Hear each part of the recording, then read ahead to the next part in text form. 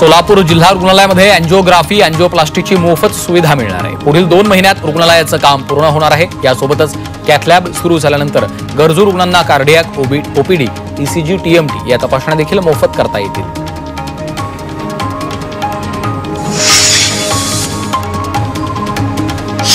सार्वजनिक वितरण प्रणालीमधील गैरप्रकार रोखण्यासाठी गरजू लाभार्थ्यांना रेशन कार्डचा लाभ मिळण्यासाठी ई-केवायसी अनिवार्य करण्यात आली। या प्रक्रियेसाठी 28 फेब्रुवारीपर्यंत अंतिम मुदत आहे। 73% लाभार्थ्यांची केवायसी पूर्ण झाली आहे। श्रीरामपूरच्या मुळा प्रवरा वीज संस्थेवर त्रिसदस्यीय मंडळाची नियुक्ती करण्यात आली आहे। श्रीरामपूर, राहुरी आणि राहाता या 3 तालुक्यातील 183 गावांच्या वीज सोसायटीवर नियुक्ती झाली। उपनिबंधकांच्या आदेशाने नियुक्ती करण्यात आली आहे।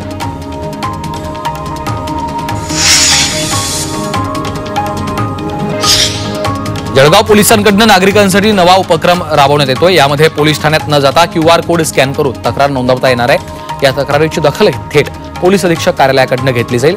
हा कोड महिलांच्या सुरक्षेसाठी बसवला जाणार आहे।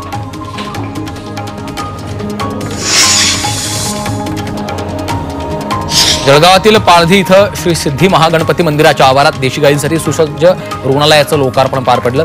या रुग्णालयामध्ये देशी गायींवर मोफत उपचार आणि शस्त्रक्रिया केली जाणार आहे। मंदिराच्या आवारात 7200 स्क्वेअर फूट जागेत रुग्णालय उभारलंय।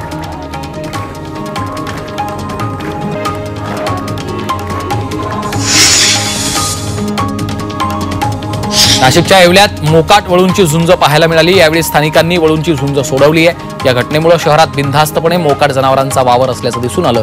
त्यामुळे या जनावरांचा बंदोबस्त करावा अशी मागणी स्थानिकांनी केली आहे।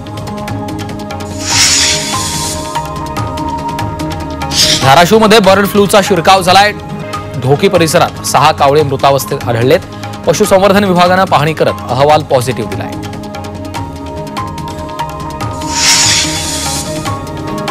मेळघाट व्याघ्र प्रकल्पातर्फे 3रं पक्षी सर्वेक्षण पार पडलं।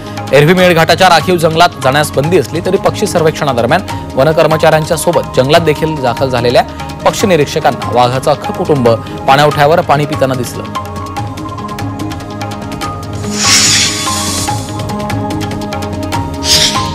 चंद्रपूरच्या चिमूरमधील मिंझरी शिवारातील विहिरीत पडून मादी बिबट्याचा मृत्यू झालाय। घटनेची माहिती मिळताच वन विभागानं घटनास्थळी येऊन पंचनामा केला। शिकाराच्या मागे धावताना मादी बिबट्या विहिरीत पडल्याची शक्यता वर्तवली जाते।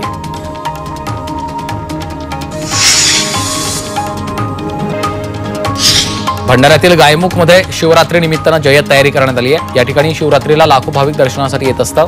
त्यामुळे मंदिर प्रशासन आणि शासनाच्या वतीनं मंदिरात तयारी सुरू आहे। त्याचबरोबर भाविकांची गैरसोय टाळण्यासाठी नियोजन केलं जात आहे।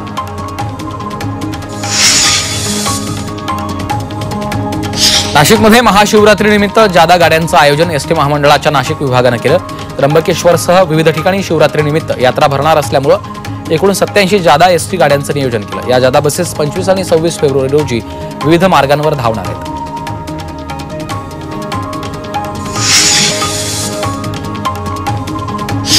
वाशिम शहरात मोठ्या प्रमाणात खड्डे पडलेत आणि हे खड्डे बुजवण्यासाठी चक्क लाल मातीचा वापर करण्यात आला। मात्र यामुळे नागरिकांना मोठ्या प्रमाणात धुळीचा त्रास सहन करावा लागतोय।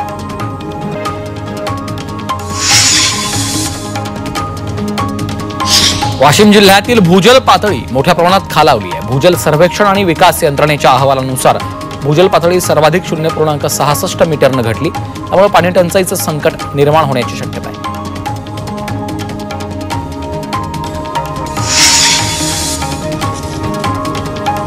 पंढरपुरातील सुकली या गावात भूसंपादन प्रक्रिया थांबवण्याची मागणी बाधित शेतकऱ्यांनी केली आहे। या भूसंपादनामुळे शेतकऱ्यांच्या जमिनीचं नुकसान होणार आहे। त्यामुळे भूसंपादन प्रक्रिया थांबवावी, अन्यथा आंदोलनाचा इशारा शेतकऱ्यांनी दिला आहे।